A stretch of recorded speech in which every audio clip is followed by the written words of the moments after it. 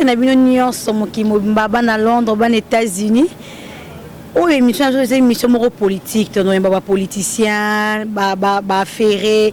Donc essayer globaliser ba tout nyonso. En tout cas, là on a invité mot très important ça parmi ba politiciens ya mboka na biso République démocratique du Congo. En tout cas, to yambi poto le bela mo muke évolution ya mboka na biso ko to lingango mingi République démocratique du Congo, to lingango tellement mingi. Yango to lembate, to bonara ko le bela mboka ngoti et ko s'améliorer. Yango le to yambi, yango to bisibino que to yambi moko ya ba politicien. Ya mboka na biso. Bonjour. Bonjour madame. En tout cas, bana poto ba monika tonton mo boya pembe. Ah politicien mo mignon boy. Pembe boy. Ah c'est présenté non yé moko makambo salaka et ça bango bien. Donc une fois de plus madame Nadia, merci pour l'invitation. Son azobengo madame elobite ko bala. Il faut bala aux aramoi à malamba o baromona yo ba ko sa candidature aux aramoi à malam. Donc je t'appelle madame Nadia par politesse parce que solo l'arabien aux journalistes d'investigation. En fait moi c'est Timothée Lenoir Efika. Nazala qui est ancien secrétaire il y a Daniel Boteti au Babomaga et pas hôtel de ville à Kinshasa. Et puis Nazaka comment on appelle Naza analyste politique, Naza leader d'opinion, Naza pire petit à Zakari Bababaswe. Naza pire petit à Sami Badibanga, Naza pire petit à son excellence Bruno Chibala, Naza pire petit à Bavier Belé. Donc tout solo la politique étant leader d'opinion, analyste politique, toyeba nakomeka kosunga bandeko ya poto comme je suis là, je participe dans beaucoup de grandes décisions. Même ça en réalité qu'est-ce qui se passe dans le cadre politique. Donc voilà, Timothée Lenoir ngaye. Timothée Lenoir a concert Zakari était mazarane pire petit. Non en fait Zakari Bababa c'est moi tout le monde n'était pas travailler. Tout comment la relation papa na moi. Donc Zakari Bababa c'était un père pour moi parce qu'en fait son feu papa s'appelait aussi Timothée. Papa a bota Zakari Bababa c'est comme on est avec Timothée. Et puis à part ça, on a Zakari petit ba politicien té. Naza petit ba Tebele, ya Willy Moucheni, Claude Maluma, Jean-Jacques Moutouale, Georges Kofo, JP Mindia, Mama Tabou Fatou, Mama Diane Mbe, Mandibou Lamarette, Claudine Kinoa. Donc wana nyonso vraiment baza ba mère oyo na ba vie nanga bureau nanga. Donc je ne suis pas seulement dans la politique, mais je suis aussi un acteur socio-culturel. Parce que j'aime tout ce qui a trait à la culture.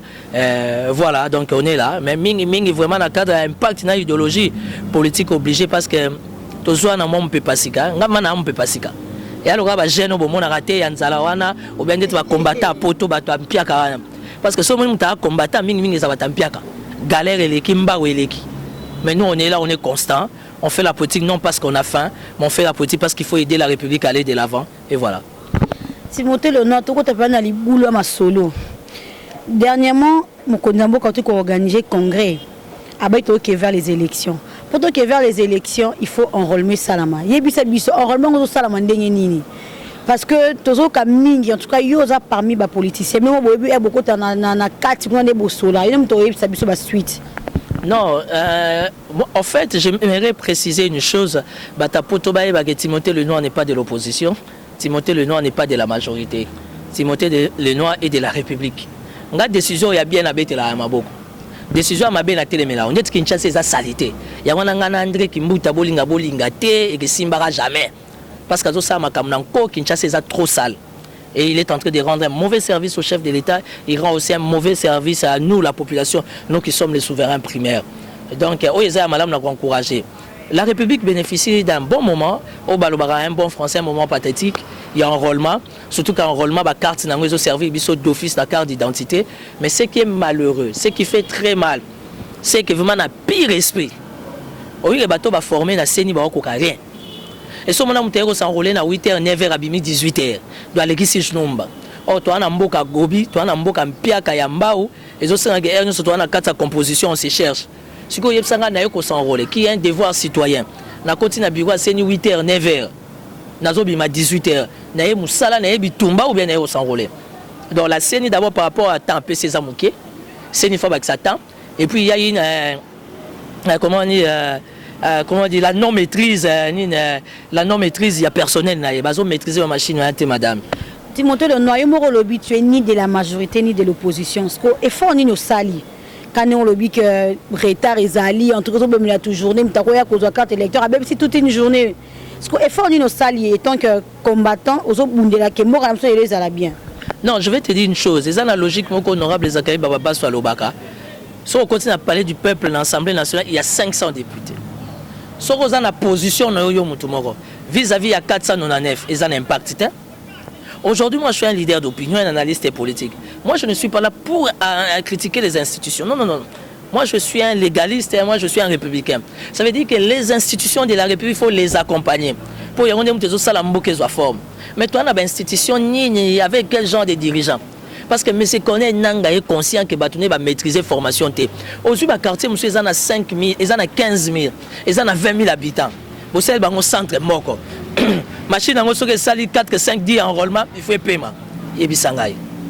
Ce qu'il faut éviter en politique, on tape ça un conseil ou un honorable Martin Fayulu pour nous appéter à tout le monde. Aujourd'hui, on a polyvalence là. Dans la majorité, dans la opposition. Martin Fayulu m'a appris une chose en politique.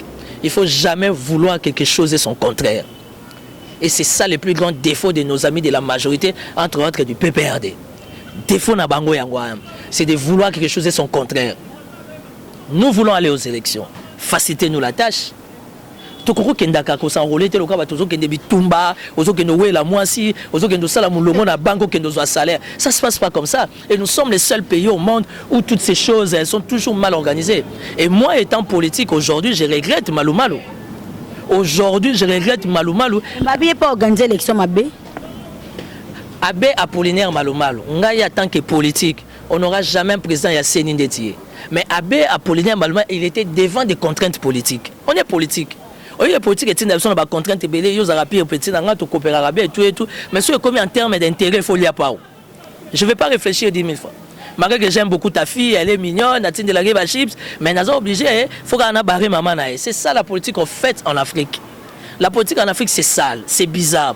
Yo yeba problème dans la kuta nango ya ndenge na ndenge. À tel point que André Kimbuta gouverneur, abimisa mbongo a ville à Kinshasa, à Fundanga, André Kimbuta. Clément Bafi, vice-gouverneur. Maman Thérèse Olenga Koutou, affaire en Levangaï. Vous comprenez? Maman Thérèse, affaire en Levangaï. Donc, M. Godard Montemona, affaire Kidnapangaï. M. Guy Mato, ministre de la Finance à Ville à Kinshasa. Tu vois la politique, la bassesse de la politique en Afrique, particulièrement au Congo. Pourquoi? Je vais t'expliquer une chose. Quand tu vas en Europe, particulièrement en France, soit tu es à gauche et à droite, quelqu'un qui est sorti d'une famille pauvre ne peut jamais être politicien. Ici, on voit des gens qui sont sortis de nulle part. Ici, déjà 50 ans en bas ou en position, c'est un locataire. Soit député ou bien comme ministre, quel sera son état d'esprit? Allah la bagnesse naïe. Excusez-moi pour le terme, c'est ça la bassesse au Congo. Ce qui fait que l'idéal, ce qui fait que la priorité est banaraté. Mais bisous tout ça parce que j'ai pas faim. Moi j'ai pas faim. Dans ça, mais j'ai le minimum. Et je viens faire la politique parce que je suis dans les plans de Dieu. Et puis, je serai quelqu'un. Et c'est dans quelques peu de temps là. Et dans 5 ans, dans un premier ministre Mboko, dans 5 ans.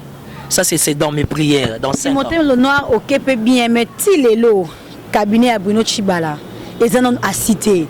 Toye baté finalement yonde pire pays ba pire vient à yo. On ça va jusque là parce que le gouvernement c'est bien qui kala. Il met déjà kala. Nous sommes journalistes c'est bien formé, on aura toujours dans l'information parce que le côté ba primature on a toye baka.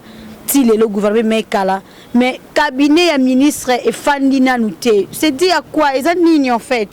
Non, cabinet à premier ministre, tu sais comme je venais de le dire, nous sommes en politique ils ont contrainte et moi je suis venu avec Sami Badibanga. Moi je suis venu avec Sami Badibanga. Sami Badibanga pas longola qui batte belé à Matata. Parce que politique est au moins ngande naza, ndena travailler na yo. Eza na bato bandimela combat nanga. Ça veut dire que mukolonga ipe na kozwa nzamba sali grâce na zu poste na comme ministre ou premier ministre. Na kozunga pe ba oyo pe ba bunda nanga ba se retrouver. Mais ti elo ba longola, non ti elo début ba longola bango. Nan ba remplacer bango te. Non, Bruno Tshibala a d'abord par rapport à la nomination naie. C'était par rapport aux accords. Et aujourd'hui, pour ton information, il a déjà un directeur de cabinet et 3 directeurs de cabinet adjoints. Ce n'est pas facile. La primature a 18 collèges. Qui d'office, c'est vraiment un gouvernement au sein d'un gouvernement. La primature a 18 collèges, mais l'ordre était venu de la présidence. Il fallait qu'on quitte ça, collège de 8 à 11. Alors, ce n'était pas facile et ce n'est pas le premier ministre Moutabimisa cabinet. Moutabimisa cabinet, c'est le directeur du cabinet. C'est le directeur du cabinet qui engage les cabinets à le premier ministre à approuver CAC.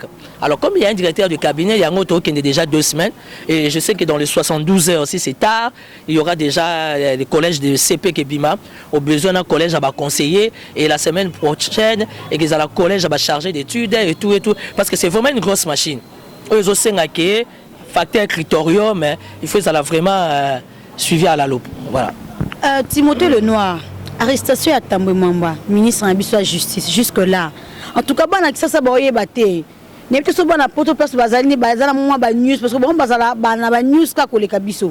Le ban non ezan ndenge nini jusque-là akoya ezan ndenge nini poto landaka na musika ba yoro tout ba news yom toza mieux parce que ba pire petit na bango ozo kani po yoyela biso lo mo ya sika po oza oswana bango kutoya ka bango ibisa biso no ezan ndeni.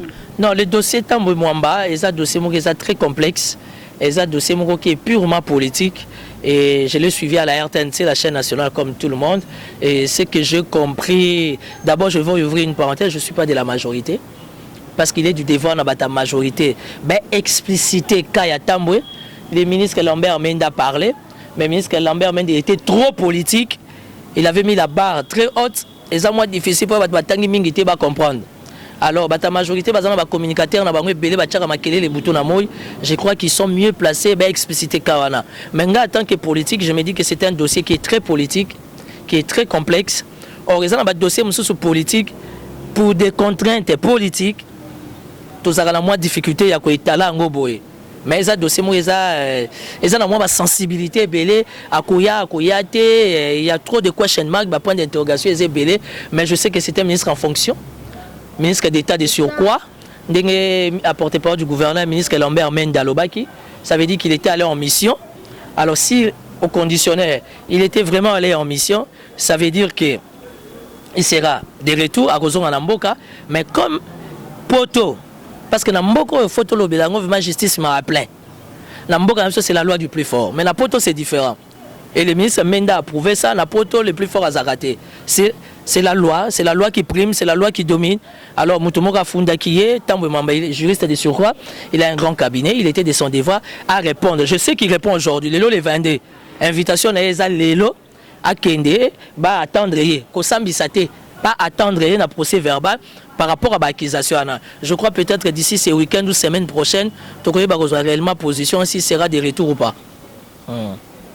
Monsieur Timothée Lenoir, mais Balobi, M. Moïse Katumbi a porté que le gouvernement congolais plainte si faisons en Amboka, il faut continuer carrière politique à Kinshasa à cause de l'exilé politique. Bon, le bini par là. Madame, je voulais saisir l'opportunité pour expliquer Batapoto. Avec tout le respect que je dois à Moïse Katumbi. Moïse Katumbi, il rêve debout et c'est très dangereux en politique. Moïse Katumbi, il rêve. Oui, que Moïse Katumbi a Nala, à Somba, à Tonga. Moi, j'étais à Lubumbashi 3 fois en 2015, pendant qu'il était le roi là-bas. Nakenda na Lubumbashi 3 reprises. Oye Moïse Katumbi atonga et l'autre côté na Lubumbashi. Si c'est n'est que ba supermarché, il paraît que tout est allé kinaye. Kuna na Lubumbashi mutatonga ki ti azo conseiller kotonga c'est monsieur Nazem Nazembe. Kolo Malaika TV je crois. C'est une grande chaîne de télévision Malaika TV. C'est un sujet libanais congolais Nazem Nazembe. Moïse Katumbi ana l'arte. Moïse Katumbi a zo distraire bato. Moïse Katumbi, d'abord c'est son entourage, il est très mal entouré. Il est entouré par porte-parole, par musicien, il est entouré par homosexuel. Alors je ne sais pas politique, il y a comme chef de l'État, il y a des conditions. Dans la minute où je suis venu donner l'information à Banapoto, il n'y a qu'un grand et un seul leader. Où il y a Bisso, leader d'opinion, il y a beaucoup de soutenir, c'est M. Sindi Kadokolo. M. Sindi Kadokolo, un fils à papa, mais qui aime ses origines. Un fils à papa, mais qui aime ses origines. Un Congo très simple, très calme, pas de bruit. Il a envoyé plus de 200 tonnes de nourriture à Kassai. Pour na bandeko ya Kassai yo bakimi bitumba na. Pour na makamba kamwe na sab. Yebi sanga ke la port de Moïse Katumbi. Tu sais ce qu'il faut éviter en politique. Moïse Katumbi azana ya kokima de Timothée Lenoir. Attends azana bambongo na oui mais na kosala badon de tandis que nana na danger, nana na danger moyena sala badon exact. Faut na kima na nous. Mais je vais te faciliter la tâche. Moïse Katumbi c'est un homme d'État, c'est un homme politique. Il peut écrire au HCR, même la HCR il y a Angola ou HCR il y a RDC. que je suis citoyen congolais, boye, les Kanambo Kananga, je pense qu'avec le peu de moyens des bords NASA, Nakoko Souraba réfugié. Il ne peut pas le faire. Moïse Katoum, c'est quelqu'un qui vit dans les fantasmes, attirer l'attention des gens, un beau gosse qui s'aime beaucoup, qui veut être président de la République, mais il rêve debout. Moïse Katoum, il rêve debout. Dans Minito Yo, nous soutenons Syndicat de Kolo. Moi, je soutiens Syndicat de Kolo. Pourquoi? Parce que Aza la politique en beaucoup côté, mais un légaliste, un réaliste. Et pour votre information, Timothée Lenoir va former un duo avec son président Syndicat de Kolo. Nous voulons du concret dans ces pays. À Moniba Namboka Bazo Koufa. Alors il y a la faiblesse à politique. Moi, Mouké Nazang, on a soutenir. Soutenir. Quel est l'apport de Moïse Katumbi dans Makambo Nyonso? Moïse Katumbi sera président après. Parce que là, déjà, il n'est pas président, il a entouré par porte-parole un musicien. Tout autour, il y a Moïse, c'est vraiment du blablabla. C'est vraiment les aléatoires. Dans ce cas, entourage à Moïse Katumbi, dans l'entourage à André Kimbuta, c'est la même chose. Ils sont toujours dans les aléatoires. Les concrets, exactement. Raison pour laquelle j'en appelle à la conscience, Yabandeko Yapoto, on doit chercher syndicat de Kolo parce que la République démocratique du Congo a besoin de syndicats de Kolo. Là, je parle de vrais banapotes, je ne parle pas des combattants. Les combattants, le roi Bokecho premier, non. Bokecho premier, c'est un idiot. C'est quelqu'un qui n'a pas étudié, qui n'a pas de diplôme. Il est nulle part. Alors, on ne peut pas faire un débat dans Batabongo. Et puis, la République n'a pas besoin de combattants. La République a besoin de bagarreurs. Moutou a sali 15 ans, 20 ans, a eu un projet, jeunesse s'est retrouvé. Parce qu'il faut qu'on se le dise, dans beaucoup de jeunesse, c'est ça qu'on a répété. Gouvernement, donc la jeunesse a besoin d'un vrai leadership, où il faut encadrer, où il faut orienter, où il faut orienter. Parce que la jeunesse, c'est l'avenir de demain. Nayango, nazotin da message, nabatu ya État Schengen, ça veut dire que bandeko bazana diaspora, boy sa syndicat de Kolo za très crédible na Kinshasa bana kin ba lele mabe. Do bana kin ko ba lele mabe. Aya ni kutute pour aya ça ba dégâts énormes. Aya na été. Vous comprenez? Syndicat de Kolo za plutôt zo ka bazo kumisi makasi boye pe a bazo kumisi aya pas ça pe mama longa. Bana Kinshasa pe ba congolais baza pe trop têtu malgré ele ko etambola te mais baza ba intellectuel batanga batamele bazali. Mais pour la conjoncture. Émission no mena katio maloba. Quelqu'un qui s'est donné la peine d'envoyer plus de 200 tonnes. Il y a biloko pour na batu bazana batu babimi kasai bakimi na Angola. Moïse Katumbi osala ngoti. Moïse Katumbi n'a pas l'argent. Moïse Katumbi c'est un impressionniste. Quand la phrase wana. Moïse Katumbi c'est un impressionniste. Moïse Katumbi n'a pas l'argent. Si Moïse Katumbi avait de l'argent, il allait mener un bon combat politique. Mais wana zo mener combat moko ya fantasme déjà. Timothée il est entouré de musiciens, de tout ça là. Il peut avoir de l'argent, oui, on n'en disconvient pas, mais hasard entourage, il ma bé. Au moins, ils sont une catégorie de Moïse Katumbi, ils ont une catégorie de musiciens congolais. Les musiciens congolais sont dans le bureau, ils ont un diplôme. Ils ont dansé, ils ont mystique, modifié, ils ont grave, ça c'est les musiciens congolais. Il y a une musique à Congo, c'est ça la bassesse. Et c'est comme l'homme politique congolais. Parce qu'en fait, il y a une différence entre un homme d'État et un homme politique. Ici, on n'a pas des hommes d'État. Syndicat Doko, il a le sang d'un homme d'État. Il n'est pas en fonction ni de près ni de loin. Mamoni Makila n'a pas réclamé Banamboka Bazo Koufa à Tindi Kolia. C'est comme Moïse Ouazanambong. Il y a Moïse Katumbi Sora Tindi Bloka Kolia Kabila, président chef de l'État Robo Yango Banamboka Balia. Ah, c'est que les musiciens congolais va Kosabi Sobo Bombano, Moïse Katumbi danger, Moïse Katumbi, Asalara Boye, Boena Boye. Si que c'est vraiment qu'on savait Bana Kinshasa. J'étais à Lubumbashi. Bande kwa Lubumbashi baza déjà très bien éduqué. Oye Lubumbashi a le roi Kinte hein.